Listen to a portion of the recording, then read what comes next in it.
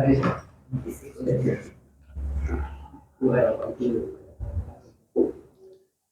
kelihatan.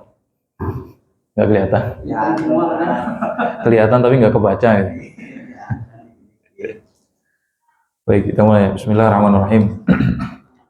Assalamualaikum warahmatullahi wabarakatuh. Innal hamdalillah nahmaduhu wa nasta'inuhu wa nastaghfiruh wa nastahdihi wa natubu ilaihi wa na'udzu bihi min syururi anfusina wa sayyiati a'malina. May yahdihillahu fala mudilla lahu wa may yudlil fala hadiya lahu. Wa asyhadu an la ilaha illallah wahdahu la syarika lahu wa asyhadu anna Muhammadan 'abduhu wa rasuluh la nabiyya wa la rasula ba'dah. Allahumma fashalli wa sallim ala nabiyyina wa rasulina Muhammad ibn Abdullah wa ala alihi wa sahbihi wa mawalah wa ba'du. Allahumma la ilma lana illa ma 'allamtana wa 'allimna ma yanfa'una wa zidna ilman nafi'an ya rabbal alamin. Rabbana atina min ladunka rahmatan wa hayyi' lana min amrina rasyada. Rabbana atina fid dunya hasanah wa fil akhirati hasanah wa qina 'adzaban nar wa ba'du. Jamaah musalla ikhwan yang semoga senantiasa Allah muliakan.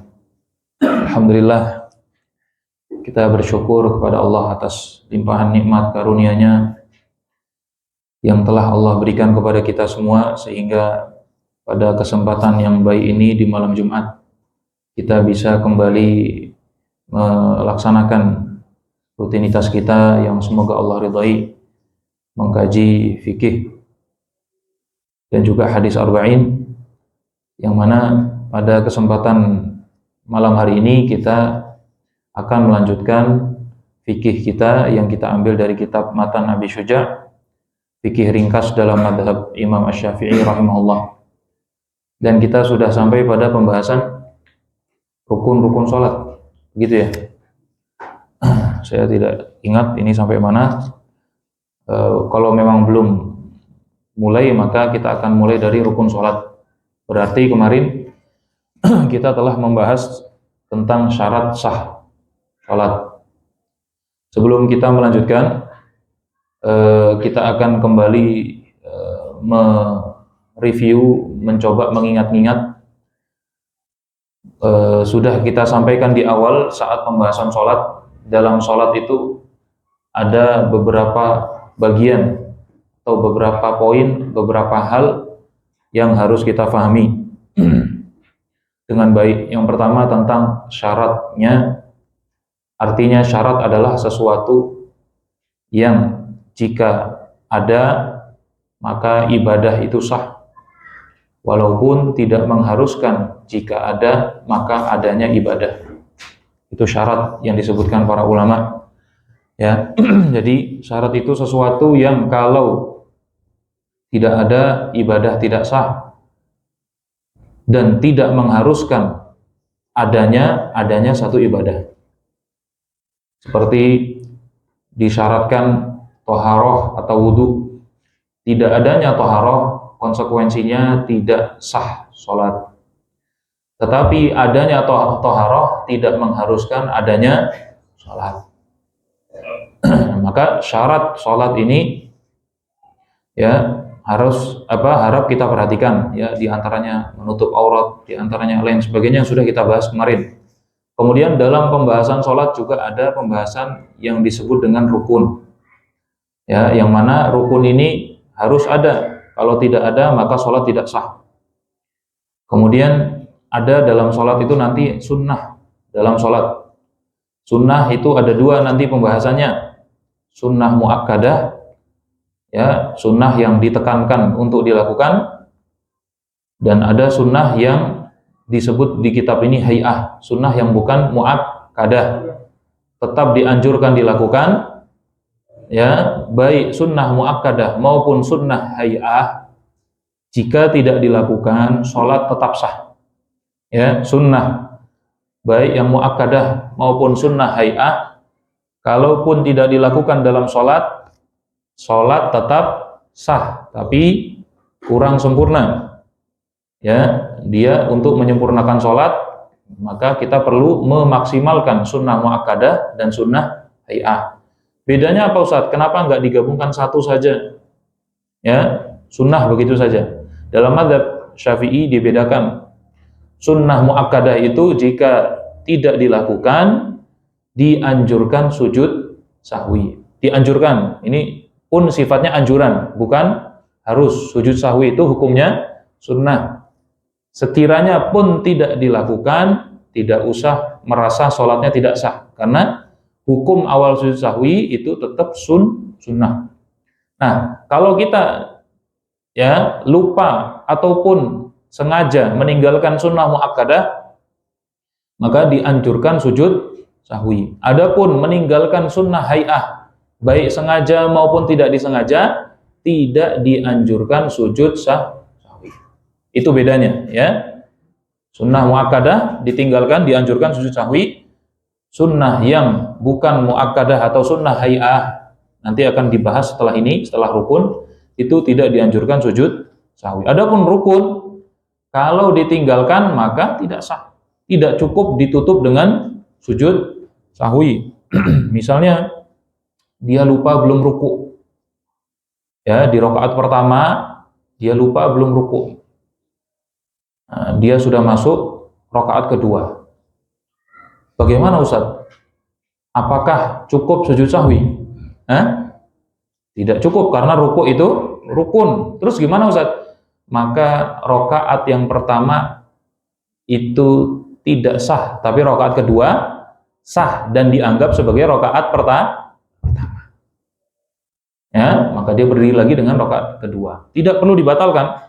Ya, kalau memang dia ingat di rakaat kedua, maka ruku tidak cukup diganti sujud sahwi, nggak cukup.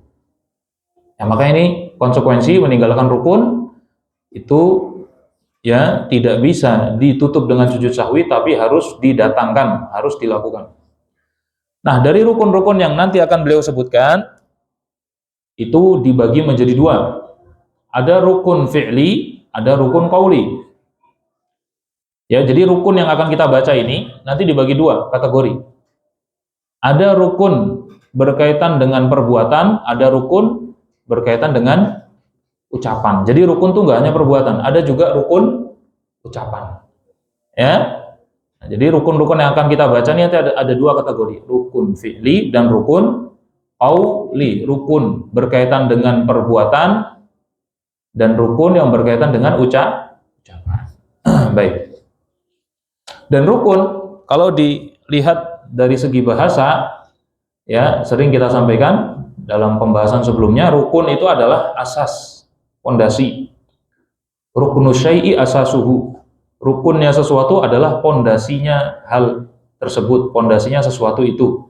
Kita mengatakan arkanul bait, bisa itu. Arkanul bait artinya pondasi rumah, ya. Arkanul bait adalah pondasi rumah. Adapun secara definisi ya syar'i atau secara definisi istilah fikih, rukun itu sesuatu yang harus ada dalam aktivitas ibadah.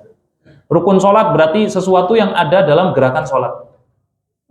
Kalau syarat itu sesuatu yang harus ada, tetapi di luar salat, di luar sholat, dan harus tetap dijaga sampai selesai sholat. Seperti syarat sah sholat itu menutup aurat. Menutup aurat itu dimulai dari sebelum atau pas lagi sholat. Dari sebelum. Menghadap kiblat mulai dari sebelum atau setelah sholat. Mulai dari sebelum, tapi harus dipertahankan sampai akhir. Toharoh, bersuci, syarat sah sholat itu dari sebelum atau pas masuk sholat. Nah, rukun itu sesuatu yang ada dalam sholat. Seperti takbiratul ihram, ada dalam sholat atau dari sebelum sholat? Ada dalam aktivitas sholat. Ruku ada dalam aktivitas sholat. Sujud ada dalam aktivitas sholat. Maka inilah beda antara rukun dan syarat. Dua-duanya punya kekuatan, harus ada. Cuma syarat itu ada dari sebelum mengerjakan dan harus dipertahankan. Setelahnya, adapun rukun itu saat melaksanakan ibadah sholat atau ibadah apapun, ya sama. Rukun dan syarat itu bedanya itu. Baik, bismillah, kita mulai baca apa yang disampaikan penulis Qadhi Abu Syuja rahimahullah ta'ala. Semoga Allah merahmati beliau dan semoga Allah berikan kepada kita manfaat dari ilmu beliau di dunia dan di akhirat. Amin. Bismillahirrahmanirrahim. Wa arkanus sholati thamaniyata asyara ruknan. Nah, ini kok kesalahannya berulang. Ya, kalau diperhatikan sebelum-sebelumnya itu juga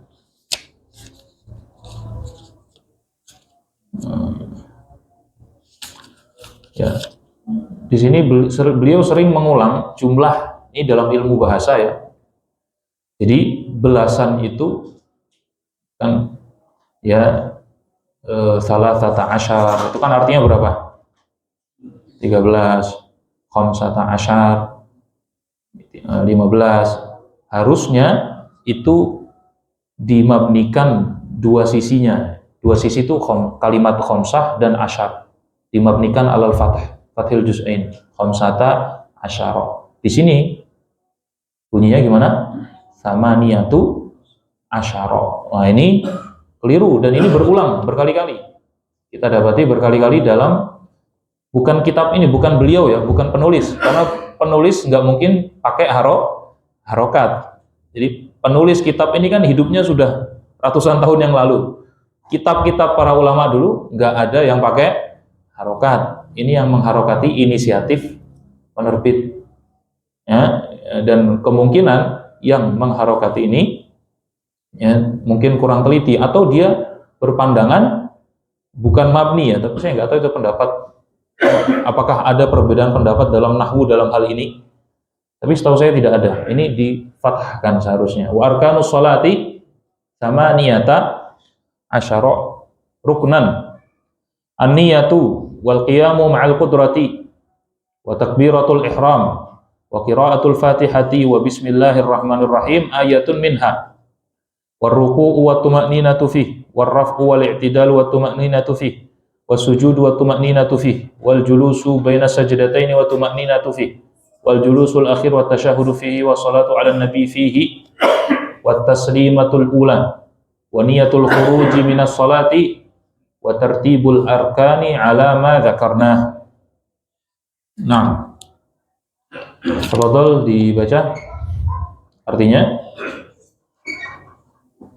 Ya, mau gantian biasanya masih boleh, tafadhol akhina. Nah, ada 18 yaitu 1 niat, 2 berwudu jika mampu, 3 takbiratul ihram, 4 membaca surat Al-Fatihah diawali dengan membaca Bismillahirrahmanirrahim.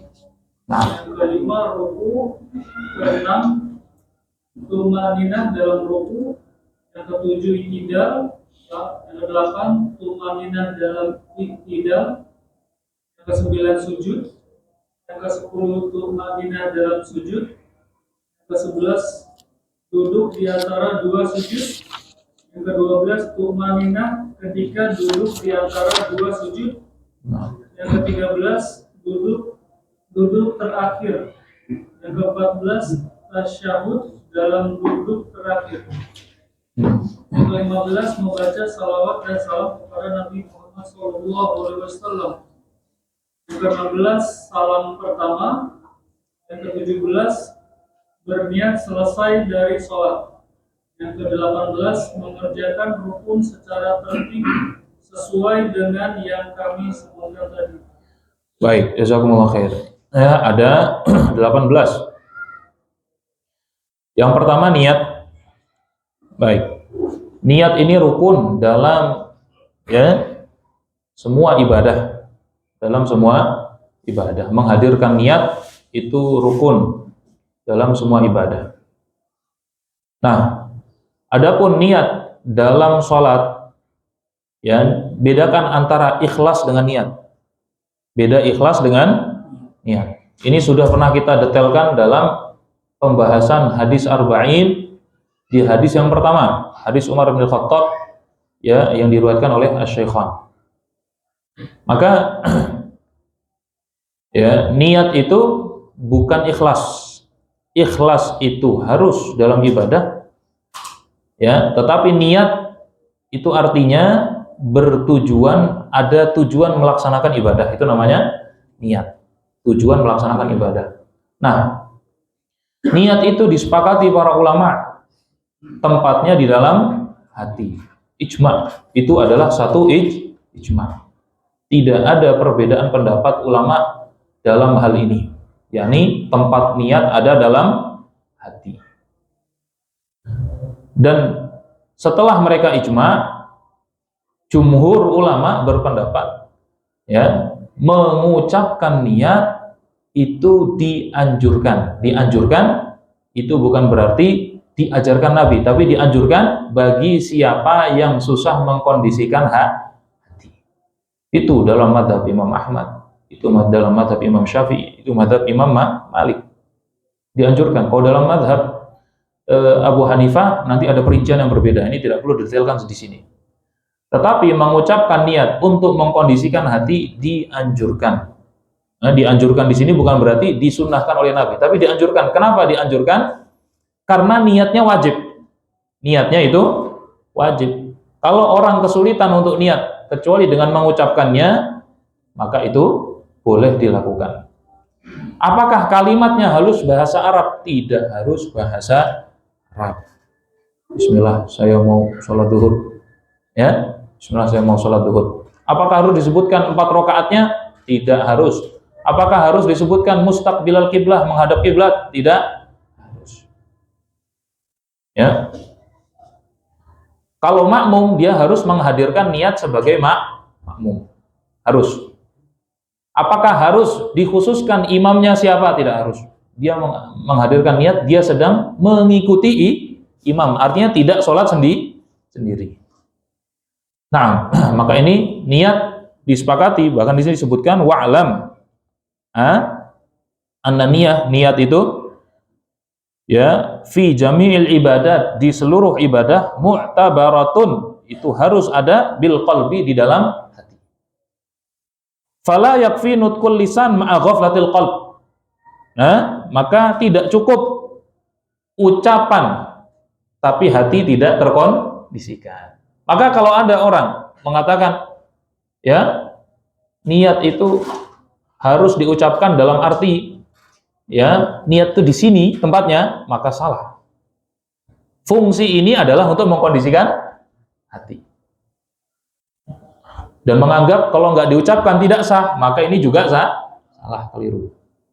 Tetapi kalau dikatakan ini hanya untuk membantu hati, nah itu baru masuk dalam anjuran ulama. Ini perlu didetailkan karena sebagian orang itu ada yang mengatakan sholat kok nggak mengucapkan niat dulu ya, misalnya kok nggak baca usholi, nggak sah itu sholatnya. Oh enggak, berarti dia menganggap niat itu harus diucapkan. Itu nggak ada ulama yang berpendapat seperti itu. Maka pendetailannya adalah niat tetap di hati, tapi kalau mau diucapkan untuk membantu hatinya boleh. Tapi kalau dia bisa mengkondisikan hatinya tanpa mengucapkan, maka ya itu lebih baik tidak diucapkan. Nah, ini pendetailannya. Niat itu cakupannya apa, Ustaz? Niat itu cakupannya ya qasdul fi'li. Ya, bermaksud melakukan sholat. Kemudian kalau sholat itu adalah sholat fardu, ya. Kemudian dia harus niat melaksanakan sholat. Niat melaksanakan sholat, sholatnya sholat fardu. Dan juga yang ketiga, cakupan minimalnya yang harus ada, yakni harus at-ta'yin, harus ada pengkhususan sholat apa. Misalnya dia sedang sholat subuh, maka harus menghadirkan sholat subuh. Ya, dalam hatinya dia ingin melaksanakan sholatnya ini sholat fardu, dan fardunya ini fardu subuh. Harus dihadirkan itu. Ya sebenarnya cukup saja, saya niat sholat fardu subuh, saya niat sholat wajib namanya sholat subuh dalam hatinya. Itu harus dihadirkan. Karena kalau nggak dihadirkan, ya maka tidak sah sholatnya. Kenapa demikian? Karena sholat itu ada yang fardu, ada yang sunnah. Kamu sholat apa? Kan itu. Yang sholat 2 rakaat itu bukan hanya sholat subuh, ada sholat sunnah, dan sholat sunnah macam-macam. Kemudian yang sholat 4 rakaat pun bukan hanya zuhur, ada isya. Ya, maka minimal kalau sholat fardu niat ingin melaksanakan sholat, kemudian niat melaksanakan sholat yang fardu bukan yang sunnah, dan dijelaskan, artinya diperjelas, yang fardu ini kan ada 5, yang mana yang kamu lakukan. Nah, dan ini penting sekali. Orang yang masuk ke dalam sholat tidak menghadirkan hatinya, dia asal sholat, biasanya khusyuk pun jauh. Khusyuk itu jauh. Ya. Adapun dia mengkondisikan hatinya, ya, kalau seandainya ditambah dengan niat ikhlas, ya silahkan ditambah. Ya. Tapi namanya ibadah ya harus ikhlas. Mengharap wajah Allah ya silahkan. Tapi ya itu tidak harus. Ya memang harus, artinya memang harus dilakukan, tidak harus dihadirkan. Oh iya, maka ini niat pendetailannya semacam itu. Kalau sholat itu sholat sunnah, maka cukup ya. Kalau sunnah kan ada 2, ada sunnah mutlak, ada sunnah muqayyad. Pernah dengar? Sunnah mutlak itu artinya sholat sunnah yang tidak terikat dengan apa-apa, tidak terikat dengan waktu, tidak terikat dengan kejadian tertentu. Ini namanya nafilah mutlak. Dia tidak terikat dengan waktu. Kalau sholat duha terikat dengan waktu duha enggak?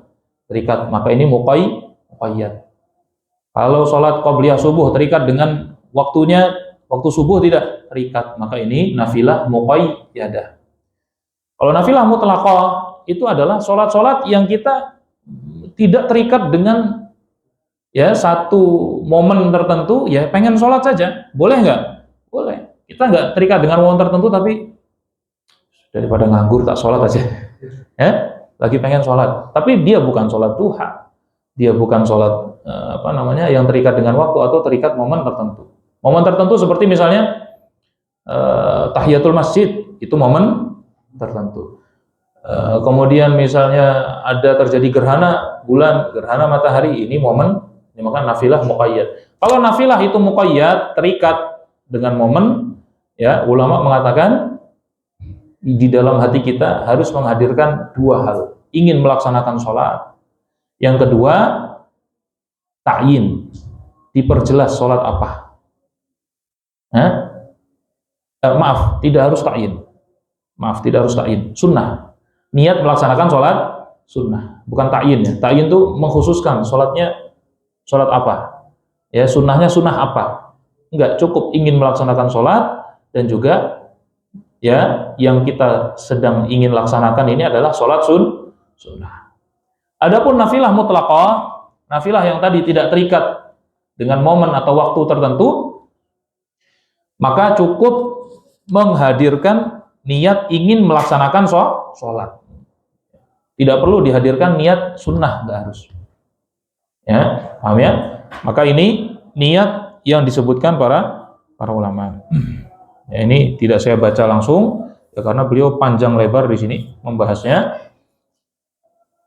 Tapi ini kita cukupkan. Taib, wa'lam, ketahuilah annahu yustaratu, sesungguhnya disyaratkan antuqarinan niyatu li takbiratil ihram. Ya, niat itu dibarengi saat takbiratul ihram.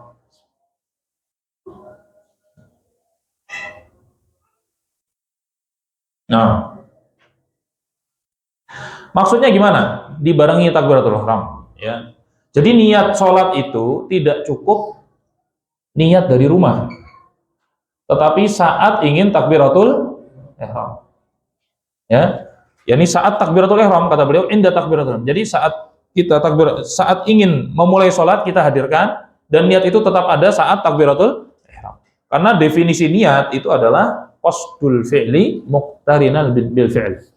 Menginginkan melakukan sesuatu dibarengi melakukannya. Itu namanya niat.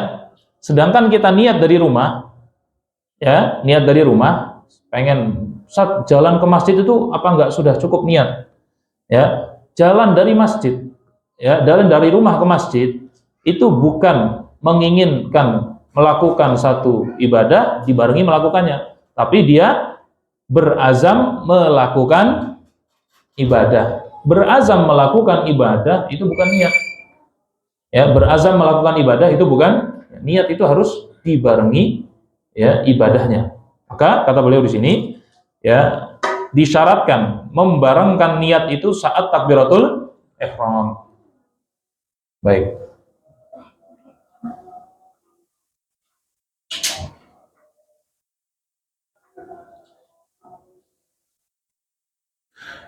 Nah, di sini ada beberapa pendapat.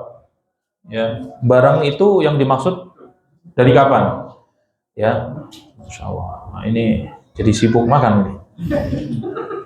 Nah, jadi malah nggak fokus ini. Kebanyakan makanannya. Jazakumullah khairan. Tapi besok-besok nggak usah banyak-banyak gitu ya. Biar fokus. Baik. Karena yang panitianya sibuk, yang mindah-mindahin juga sibuk gitu kan. Baik. Jazakumullah khairan. Baik, ya.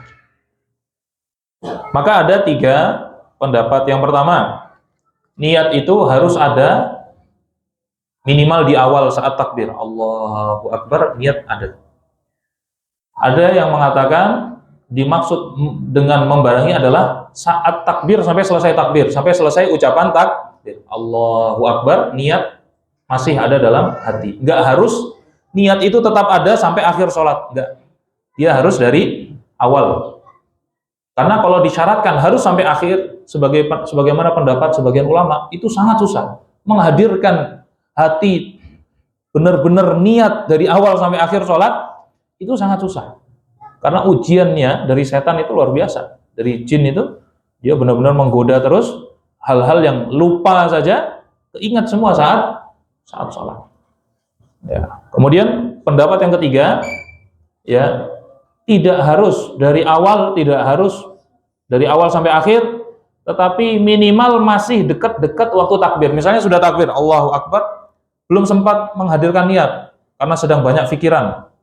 Ya, maka selama waktunya belum lama, maka itu sudah cukup. Tapi kalau waktunya lama, dia ingatnya saat baca Al-Fatihah, maka ini sudah tidak disebut niat yang sah. Dia harus mengulangi karena sholatnya nggak dianggap. Dia harus mengulangi takbir dengan menghadirkan niat.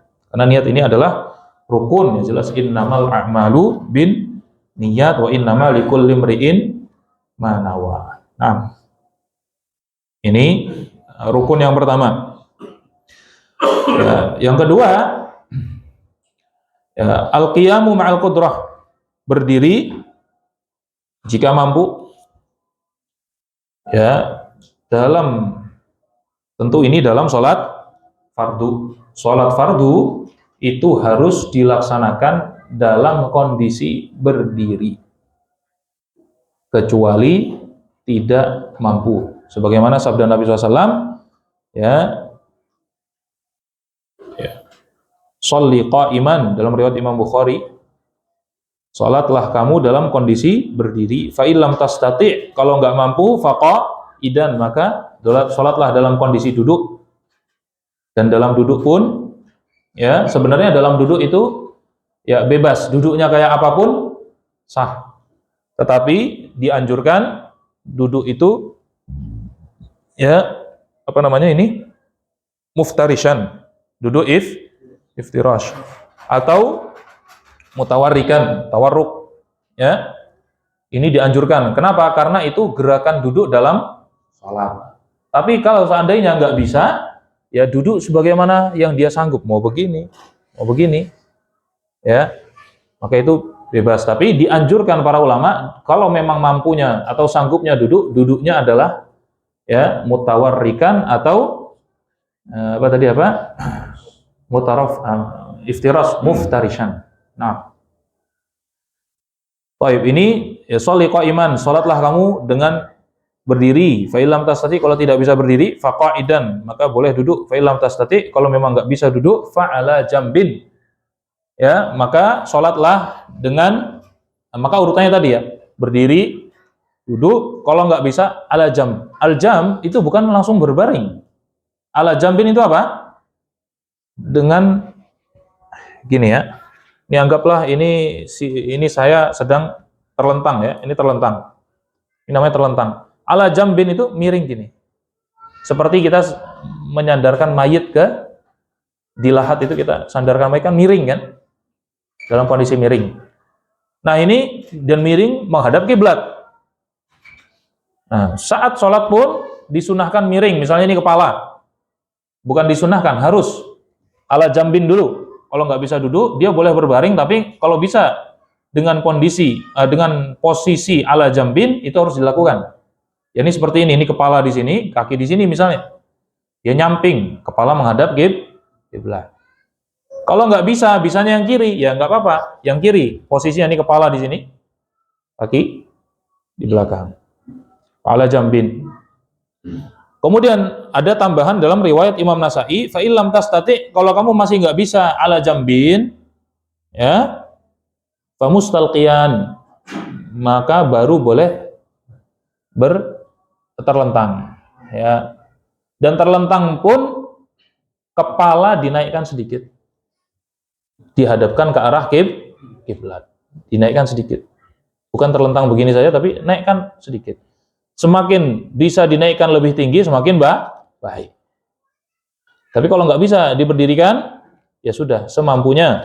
Kemudian ditutup dengan kalimat la yukallifullahu nafsan illa wus'aha. Allah tidak membebani hamba kecuali yang dia mampu. Nah, ya kalau dia bisa didudukkan, kalau dia bisa di posisi mendekati duduk, ya baiknya kakinya mutarabbi'an. Mutarabbi' itu begini, mutarabbi' ini sila. Ini lebih baik, tapi nggak harus. Nggak harus ya. Ini kalau duduk itu tadi, tidak harus dalam kondisi tawarruk, tidak harus dalam kondisi iftiras, tidak harus dalam kondisi tarabbu', tetapi kalau mau yang afdol, kata para ulama, duduknya adalah duduk iftiras, duduk tawarruk, duduk tarabbu' seperti ini. Ya, kalau nggak bisa, ya lurus nggak apa-apa. Nggak harus ditekuk, tidak harus. Wajahnya aja yang harus diangkat. Nah, kalaupun nggak bisa ya sudah. Allah la yukallifullahu nafsan illa wus'aha. Wa istarat fil qiyami al-intisab, disyaratkan dalam berdiri itu benar-benar tegak. Bagi yang mampu, maka orang yang mampu tegak, tapi kok dia ya sholatnya agak begini supaya dilihat khusyuk gitu ya. Hah? Ini nggak sah ini. Sedangkan dia mampu begini. Ya. Karena yang dimaksud menghadap kiblat itu wajah atau dada? Bukan, dada. Yang dimaksudkan menghadap kiblat itu dengan dadanya, bukan dengan wajah. Maksudnya gimana? Seandainya ada orang toleh-toleh dalam sholat, itu sholatnya masih nggak batal. Toleh-toleh, itu masih nggak batal. Tetapi ketika dia ya dadanya kok gerak-gerak begini ya, maka ini sudah keluar arah kiblat dan itu batal. Karena harus menghadap kiblat. Yang dianggap menghadap itu dada. Jadi seandainya wajahnya nengok begini, bukan berarti boleh dilakukan ya. Jadi gini, ketika saya bilang tidak membatalkan atau ya boleh, itu kan setiap yang boleh nggak harus dilakukan. Apakah setiap yang boleh harus dilakukan? Contohnya menikahi orang gila kan boleh. Apakah harus dilakukan? Nah, ini kadang penting untuk difahami. Karena pernah saya ditanya, ini ke atas ya? Mik. Ke atas atau enggak? Keluar ya. Jadi ada orang tanya, Ustadz, hukum nikah beda agama. Maka ayat yang menjelaskan tentang nikah beda agama itu enggak dihapus. Artinya nikah beda agama itu bisa dengan catatan laki-laki muslim, perempuan ahli kitab. Ahli kitab, bukan budak, ahli kitab. Ahli kitab itu siapa? Yahudi dan Nasrani. Tapi dengan catatan Yahudinya itu Yahudi tulen dari nenek moyangnya dan bukan yang sudah merubah agamanya. Kan repot syarat itu dalam mazhab Syafi'i. Jadi bukan orang yang pernah di antara moyangnya itu ada yang pernah Islam terus murtad, enggak. Murtad enggak boleh. Jadi kalau ada sejarah murtad dari keluarganya, itu bukan ahli kitab. Itu dalam pandangan mazhab Syafi'i. Tapi dalam mazhab Imam Malik mengatakan cukup kalau ditanya kamu agamanya apa, Yahudi, kamu agama apa, Nasrani, perempuan ditanya gitu, boleh dinikahi, nggak perlu dicek usulnya, asal usul. Tapi jumhur ulama mengatakan harus dicek. Tetapi di zaman sekarang, ya, ketika jawaban boleh itu ya, yang boleh itu bukan berarti harus dilakukan gitu loh. Kadang boleh kemudian nikahi orang gila itu juga boleh. Tapi apa yang mau dilakukan? Kan gitu. Boleh. Ya, karena tidak ada syarat berakal dalam menikah. Tidak ada syarat berakal. Yang disyaratkan taklif itu walinya. Walinya berakal nggak kan gitu. Nah, ini penting difahami. Taib. Maka berdiri itu harus benar-benar al-intisab, tegak bagi yang mampu. Falau inhana, kalau dia merunduk atau menunduk mutakhasyian, ya, dengan bentuk orang yang sedang khusyuk tampaknya, gitu ya. Maksud beliau begitu, mutakhasyian. Wa kana qariban ila haddir ruku', dan mendekati batasan ruku', lebih dekat ke arah ruku'. Lam tasih sholatu, sholatnya tidak sah. Seperti tadi. Kalau begini mungkin masih oke, tapi kalau sampai mendekati ruku', batas ruku'. Karena ruku' minimal itu kan gimana? Ruku' minimal itu kan begini. Tangan bisa sampai dengkul. Ini sudah ruku' minimal. Ini minimal ya, bukan yang sempurna. Yang sempurna seperti sabda Nabi, ya ruku' adalah lurus. Artinya diletakkan sesuatu dia tidak jatuh. Tapi minimal begini. Seandainya inhana sampai mendekati arah itu, maka lam tasih sholatu. Sholatnya tidak sah. Ya, kalau dia mampu tegak. Kalau tidak mampu, itu beda cerita ya. Nah, maka di sini kata beliau, falau inhana mutakhasyian wa kana qariban ila haddir ruku' lam tasih sholatuhu. Tidak sah sholatnya. Walau lam yakdir alal qiyam, kalau dia nggak mampu berdiri illa bimu'in, kecuali ada yang membantunya, ya, lazimahu, maka itu harus dilakukan. Ayyasta'in, hendaknya dia minta tolong untuk diberdirikan untuk sholat fardu. Ya, maka jumhur ulama berpandangan sholat di atas kendaraan sholat fardu itu tidak sah. Ya, karena tidak bisa dilakukan dengan berdiri. Kecuali sholat di atas kapal laut, ini disepakati, atau di atas pesawat terbang yang memang mungkin bisa berdiri. Ya. Sebagian ulama ada yang berpandangan di kereta atau di bis kalau memang bisa berdiri dan bisa melaksanakan rukun-rukunnya sempurna, ruku dan sujud bisa sempurna, ya, maka sah sholatnya. Ya, tetapi jumhur ulama berpandangan, ya kalau di atas kendaraan sudah masuk waktu dan belum sempat sholat, ya sudah sholat saja dengan posisi duduk, tapi sholatnya itu lihormatil waktu, untuk menghormati waktu. Kalau sholat sunnah boleh nggak Ustaz? Oh bebas. Sholat sunnah itu bebas di atas kendaraan dengan duduk menghadap kiblat, nggak menghadap kiblat itu bebas. Ya, nah kalau itu fardu ya dia sholat tapi untuk menghormati waktu saja. Sampai di rumah kalau waktunya sudah lewat dia qadha sholatnya. Kalau ada kemungkinan sampai di tempat waktu masih sisa walaupun sedikit, ditunda sampai tempatnya. Baik, maka ini sudah azan ya. Fadhal azan dulu mungkin. Baik, kita lanjutkan. Kemudian beliau mengatakan walau qadara afsah. Kalau dia mampu alal qiyami, berdiri, dunar ruku'i, tapi tidak mampu ruku', wasujudi, dan tidak mampu sujud, li'illatin bi dhahrihi, karena ada penyakit di punggungnya, lazimahu, dia wajib tetap berdiri. Ini penting, ini juga kita dapati sebagian kaum muslimin mungkin yang sholatnya duduk di orang tua di bangku gitu ya. Kemudian dia sebenarnya dia nggak bisa duduk atau dia nggak bisa ruku, tapi berdiri mampu. Dia memulainya langsung duduk. Ini nggak boleh. Nah, ini tidak sah. Kalau dia mampu berdiri, tetap harus berdiri dulu. Setelah itu duduk silahkan. Saat ruku dia nggak bisa, saat sujud dia nggak bisa, maka dia tetap harus melakukan berdiri dengan sempurna. Kenapa? Alasannya ya, sesuatu yang gugur karena sulit tidak menggugurkan yang tidak sulit. Itu kaidahnya. Nah, jadi kalau dalam bahasa Arabnya al-maisuru la yasqutu bil ma'sur. Yang sulit tidak gugur karena ada yang Yang tidak sulit tidak gugur karena ada yang sulit. Berdiri tidak sulit baginya, yang sulit adalah ruku. Ya, dia dapat rukhsahnya rukuknya saja. Berdirinya tidak dapat rukhsah, tidak dapat keringanan. Ini penting ini ya. Ini sering kita dapati ya kekeliruan ya dalam hal ini. Kenapa ini ketat? Karena berdiri dalam sholat fardu itu rukun. Namanya rukun tidak bisa dianggap enteng, tidak bisa digampang-gampangin ya. Kalau sunnah ya, karena kaidah sunnah itu dilakukan berpahala, tidak dilakukan pun tidak berdosa, maka di situ kita bisa ya agak longgar dalam kondisi-kondisi, apalagi ada kondisi-kondisi masalah gitu ya.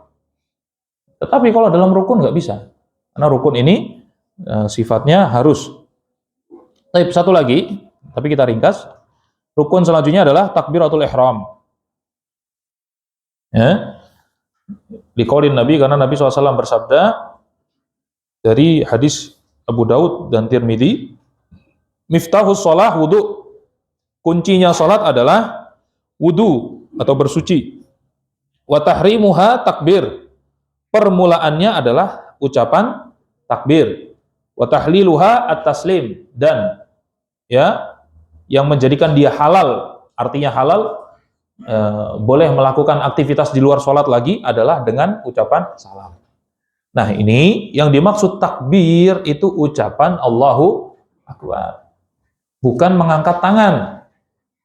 Mengangkat tangan itu nanti akan ada pembahasannya. Mengangkat tangan saat takbiratul ihram, saat permulaan sholat, itu sunnah, bukan rukun. Yang rukun adalah ucapan takbir. Maka saat memulai takbir, baik kita sholat sendiri maupun sholat berjamaah, harus diucapkan Allahu Akbar. Sekiranya kita nggak mengangkat tangan dan hanya mengucapkan Allahu Akbar, habis itu langsung tangannya begini, sholatnya tetap sah. Lagi-lagi ini sah, tapi dia meninggalkan satu sunnah, itu dijuluki dengan khilaful aula, menyelisih yang utama. Tapi kalau bicara sah-sahan sah, tapi saya sering dapati yang telat, ya, yang telat di jamaah misalnya mendapati imam sujud, ya, dia nggak ngucap takbir, nggak ngucap apa, dia cuma begini, habis itu langsung sujud. Ya, sering saya dapati, misalnya imam lagi sujud, dia hanya begini, langsung sujud. Hadza khata', ini adalah salah. Ya, dia harusnya Allahu Akbar.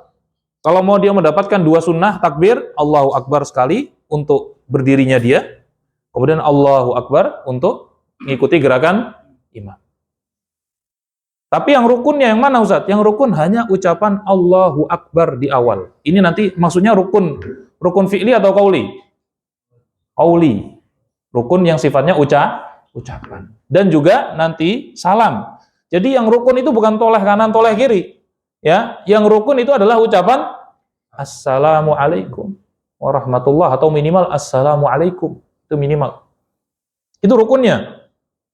Adapun menoleh kanan, menoleh kiri, ini sunnah. Ya, seandainya dia hanya Assalamualaikum warahmatullah, kemudian selesai, dia nggak toleh kanan, toleh kiri, sholatnya tetap sah. Karena yang menjadi rukun adalah salam. Yang dimaksud di sini bukan toleh-toleh. Toleh ini bukan apa? Ini mengarah kanan, mengarah kiri, itu bukan salam. Salam itu adalah ucapan Assalamualaikum. Takbir itu adalah ucapan Allahu Akbar, bukan mengangkat tangan. Mengangkat tangan apakah mesti takbir? Ya nggak mesti. Ya, ada orang begini misalnya, angkat tangan karena ditodong pistol, kan bukan takbir dia. Takbir adalah ucapan Allahu Thayyib. Ya, maka ini rukun takbiratul ihram.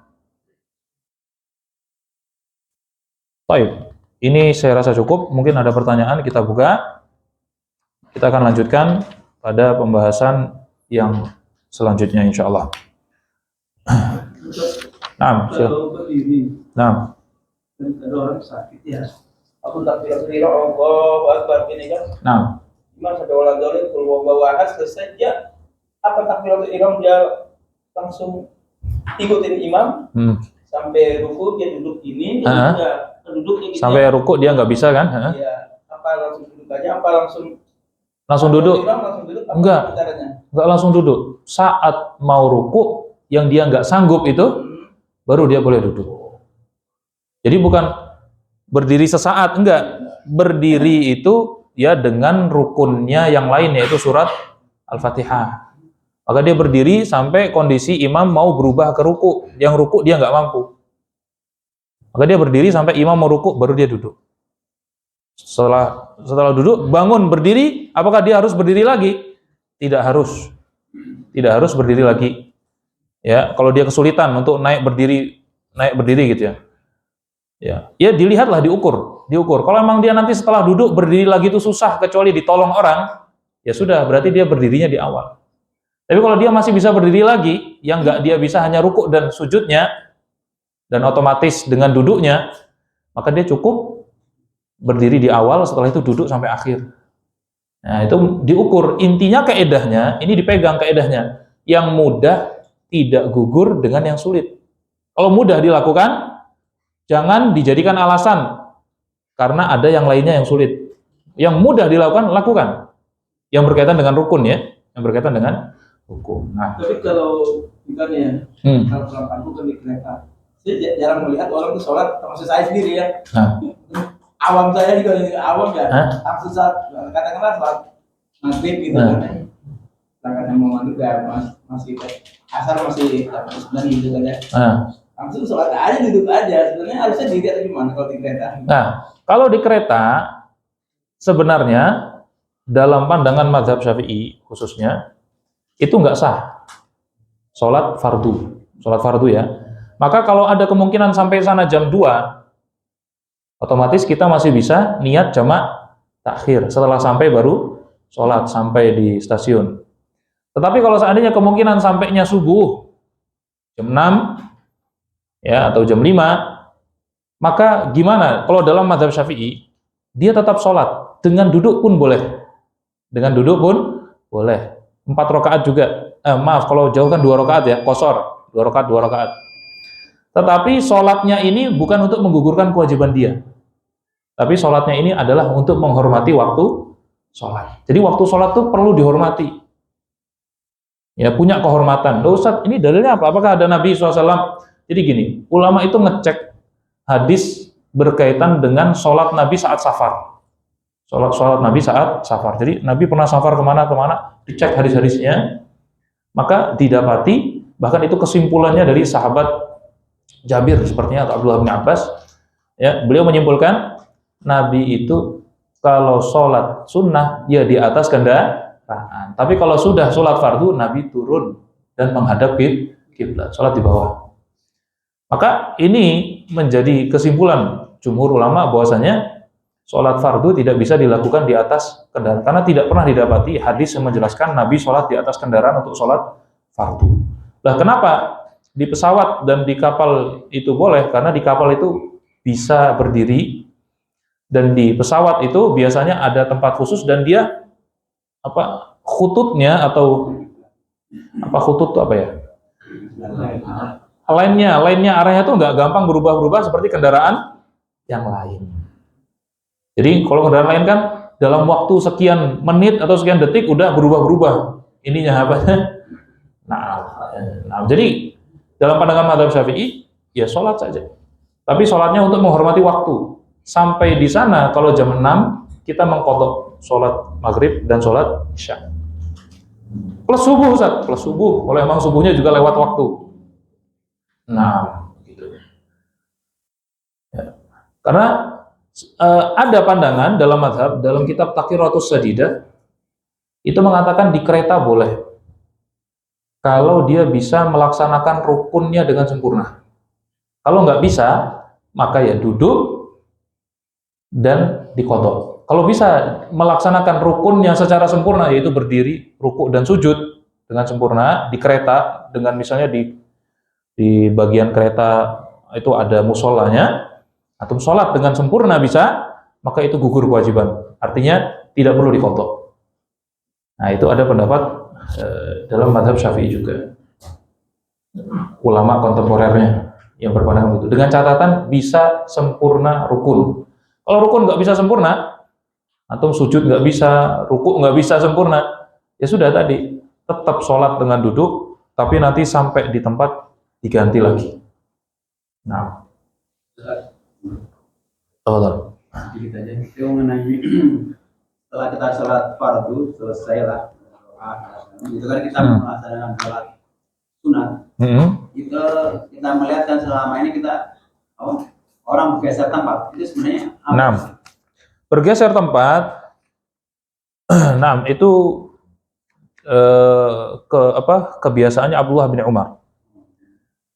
Jadi bergeser tempat itu tujuannya adalah ta'addud mauqi'is sujud. Semakin banyak, bukan ta'addud nikah ya, ta'addud mauqi'is sujud. Memperbanyak tempat-tempat sujud di muka bumi supaya nanti menjadi saksi di hadapan Allah. Ya. Tapi apakah harus nggak boleh sholat di tempat yang sama? Nggak ada yang mengatakan begitu. Tapi kalau kita mau ya nanti di saat yaumil hisab, yaumil qiyamah itu banyak bumi yang bersaksi karena kita pernah sholat di atasnya, ya maka kita memperbanyak tempat-tempat sujud, banyak tempat-tempat sujud. Nah. Tadi itu nggak boleh sholat di atas kendaraan. Beliau itu mengiaskan zaman Nabi itu kendaraannya apa? Jangan dulu itu kan bukan masalah kendaraannya, lebih ke syarat menghadap kiblat. Ya, syarat menghadap kiblat dan juga perintah berdiri dan rukuk dan sujud dalam sholat-sholat fardu. Dan juga tadi Jabir mengatakan Nabi itu kalau sholat sunnah beliau sering di atas kendaraan, tapi kalau sudah masuk sholat fardu beliau pasti turun dari kendaraannya dan sholat. Sekarang gini, seandainya itu diperbolehkan, minimal ada nukilan satu hadis yang menjelaskan Nabi pernah sholat di atas kendaraan seperti Nabi sholat sunnah di atas kendaraan, sholat fardu. Dan itu tidak ada.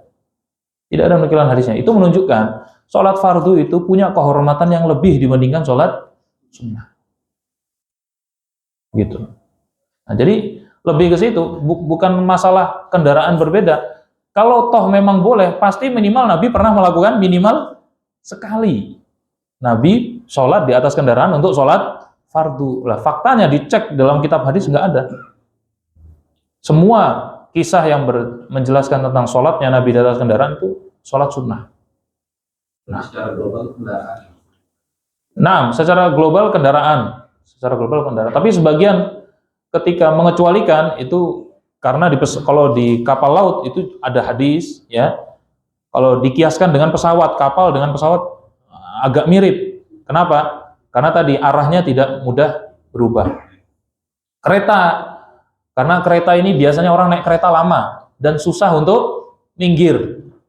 Beda dengan naik kendaraan pribadi, kita mau minggir kan gampang. Sama seperti halnya Nabi naik unta atau naik kuda, kalau mau minggir ya tinggal minggir kan gitu kan. Jadi nggak bisa jadi alasan untuk ala kulli hal itu pandangan jumhur dan juga termasuk mazhab Syafi'i rahimahullah. Baik, cukup atau ada lagi? Nah, Ini di luar sholat tadi yang masalahnya yang tadi nikah. Lagi nikahi perempuan ya. Jadi tahu Pak ini. Iya, iya. Pada agama itu yang tadi boleh menikahi Yahudi dan Nasrani itu normalnya itu pada saat nikah itu atau ibadah kabul itu dia harus masuk Islam. Itu syaratnya atau gimana? Enggak harus. Berarti nanti pada saat dia nikah itu dia otomatis beda dong agamanya. Iya, beda. Boleh ya? Boleh. Tapi dengan catatan laki-lakinya muslim. Iya, maksudnya kan ada yang Baik, supaya antum yakin kita buka ayatnya. Ya. kan pernah dengar juga kalau beda agama itu berhubungan aja zina ya. Enggak, beda agama tuh ahlu kitab saja, Yahudi Nasrani. Orang musyrik enggak. Orang Nasrani enggak. Orang Majusi enggak. Orang musyrik enggak. Hanya untuk ahli kitab.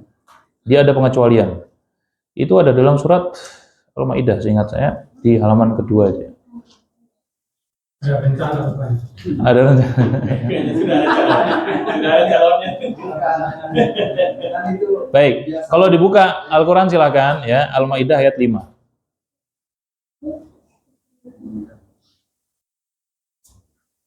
Ya, Al-Maidah ayat 5 itu di situ dijelaskan al-yauma uhilla lakumut thayyibat. Pada hari ini dihalalkan bagi kalian yang baik-baik. Wa ta'amul ladzina utul kitab halal lakum. Makanan mereka yang diberikan kitab, artinya ahlu kitab, yaitu ya sembelihannya orang Yahudi dan Nasrani, halal bagi kalian.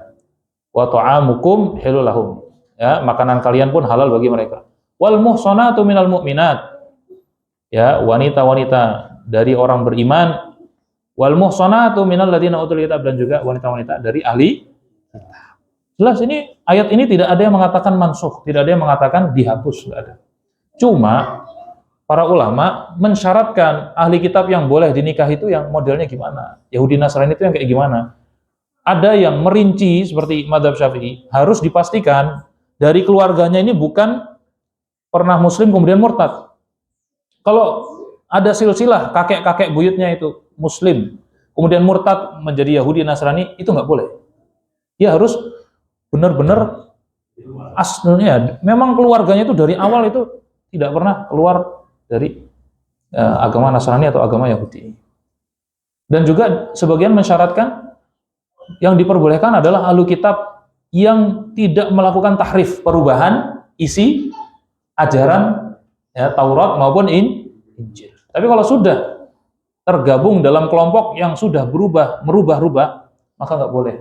Mazhab yang paling luas dalam hal ini, mazhab Imam Malik, yang mengatakan cukup pengakuan si perempuan, kamu Yahudi, ya saya Yahudi, boleh dinikahi langsung. Kamu Nasrani, nah, ini mazhab Imam Malik. Tapi jumhur ulama memberikan syarat, kebanyakan jumhur ulama itu memberikan syarat yang ketat. Tapi tadi, boleh itu nggak mesti dilakukan. Tapi dengan catatan tadi ya, lakinya tetap muslim, perempuannya. Kenapa harus lakinya muslim? Karena ada kemungkinan namanya pemimpin, dia akan bisa mewarnai perempuan. Dan seandainya lahir anak, dia lebih dominan, namanya juga suami. Ya, dia lebih dominan terhadap pendidikan anaknya. Nah, tidak boleh kalau muslimnya, laki-lakinya Nasrani, wanitanya muslimah, itu nggak ada yang mengatakan boleh. Seperti yang sempat rame itu, nggak ada yang mengatakan boleh itu. Ya, tidak ada satupun ulama yang mengatakan boleh nikah kalau wanitanya muslimah dan laki-lakinya ahli kitab. Ada yang mengatakan boleh. Ada pertanyaan, itu walinya siapa ya? Taib. Walinya bisa sultan, penguasa, ya, atau walinya bisa dari ayahnya yang bukan muslim, karena syarat wali itu adil. Syarat muslim itu nggak harus muslim. Kalau wanitanya ada ahli kitab, nggak harus muslim. Kan dia hanya kalimatnya pun ijab kabul itu kan cuma saya nikahkan Anda. Ada nggak kalimat-kalimat zikirnya? Nggak ada. Saya nikahkan Anda dengan mas kawin sekian dan sekian dibayar tunai. Saya terima. Nggak ada kalimat zikirnya itu. Ya, dia akad, murni akad. Ya, maka yang tidak boleh adalah kalau ternyata bapaknya ateis, nggak bisa jadi wali atas anaknya yang Nasrani, nggak bisa. Atau bapaknya seorang musyrik, atau bapaknya orang Majusi, nggak bisa. Lalu terus siapa? Pokoknya ketika mentok nggak ada wali adalah hakim. Seperti anak hasil zina. Anak hasil zina itu ayah biologisnya tidak bisa menjadi wali bagi dia. Tetapi bukan berarti ya dia tidak boleh menikah. Wanita anak perempuan ini enggak, dia tetap bisa nikah dengan wali hakim. Itu langsung kepangkas semua itu kalau anak hasil zina. Karena nggak mungkin yang menjadi wali ayahnya, nggak mungkin. Otomatis kakek dari jalur ayahnya nggak mungkin. Saudara kandung ayahnya, orang ayahnya nggak dianggap. Otomatis ke atasnya tidak. Dia udah langsung hilang perwalian hanya dimiliki oleh hakim. Kalau yang wanitanya muslim, walinya? Wanitanya muslim, walinya harus muslim. Enggak boleh. Maksudnya gimana? Bukan. Anak itu muslim, bapaknya Kristen pamannya. Itu boleh jadi wali nggak? Nggak boleh. Oh. Nggak boleh. Anaknya wanitanya muslim. Iya. Muslimah ya, jangan muslim. Wanita muslimah. Orang tuanya Nasrani atau Yahudi, nggak boleh. Ya, karena dia tidak ada perwalian. Beda agama itu tidak ada perwalian. Tapi kalau yang tadi, kasus yang pertama, bapaknya sama-sama agama Nasrani, maka bisa Nah, nanti ada detail dalam pembahasan nikah. Ya, ini karena dimulai dengan ini jadi baik. Baik. Maka nggak boleh ya. Maka otomatis perwaliannya pindah ke kakeknya kalau kakeknya muslim, kakek dari jalur ayahnya. Atau pindah kepada saudara kandungnya dia. Kalau saudara kandungnya ada yang muslim. Ada saudara seayah, kalau saudara seayahnya ada yang muslim. Atau ke anak dari saudara kandung atau saudara seayah. Kalau nggak ada, ke pamannya dari ayahnya, kalau ada yang muslim. Kalau nggak ada, anak dari pamannya. Kalau nggak ada, ujungnya ke hakim, ke pemimpin. Atau kalau di Indonesia sekarang KUA. Jadi dalam pernikahan itu teman saya terima nikahnya pun nggak ada asyhadu alla ilaha illallah. Baik, asyhadu alla ilaha illallah. Itu nanti ada perinciannya. Jadi gini, syarat wali itu harus, aduh ini panjang. Syarat wali itu harus adil. Kata Nabi SAW, la nikah tidak sah kecuali dengan wali adil dan 2 saksi yang adil juga.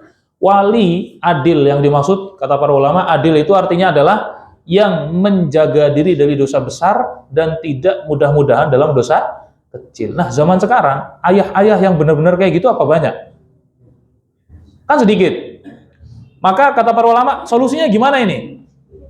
Solusinya katanya, ya sudah, dia minta taubat saat itu, maka saat itu dia adil saat itu. Makanya biasanya, ya di Indonesia khususnya, KUA itu akan mengatakan, ayo Pak ikuti saya, astagfirullahaladzim. Itu maksudnya supaya dia jadi adil. Saat itu dia taubat. Paham nggak? Itu maksudnya itu. Itu kan solusi. Sedangkan kalau nggak ada solusinya, yang berhak menjadi wali ya hakim semua. Lah hakimnya aja juga nggak adil, terus gimana? Jadi bukan syarat untuk menikahkan anaknya. Bukan syarat. Seandainya memang bapaknya secara dipandang orang tuh ya menjaga diri dari dosa besar, tidak mudah-mudahan dan menjaga akhlak-akhlak yang baik, muru'ah, maka dia berhak menjadi wali tanpa harus disuruh istighfar. Istighfar itu hanya sebagai KUA ingin meyakinkan diri bahwasanya walinya ini memenuhi syarat yaitu adil. Nah, karena udah istighfar, maka saat itu kamu jadi adil, ya kan? Saat itu kamu bersih dari dosa karena kamu taubat. Ya kan? Istighfar. Nah, khalas, jangan dipanjang lebarkan lagi. Ini nanti ada babnya dalam bab nikah insyaallah. Walaupun nggak tahu ya, kapan itu, mungkin 2 tahun mungkin, Allah alam. Ya, kita cukupkan. Atau kita qadar subhanakallahumma wa bihamdika asyhadu an la ilaha illa anta astaghfiruka wa atubu ilaik. Alhamdulillahirabbil alamin. Sallallahu alaihi wasallam ala nabiyina Muhammadin wa ala alihi wa sahbihi ajmain. Assalamualaikum warahmatullahi wabarakatuh.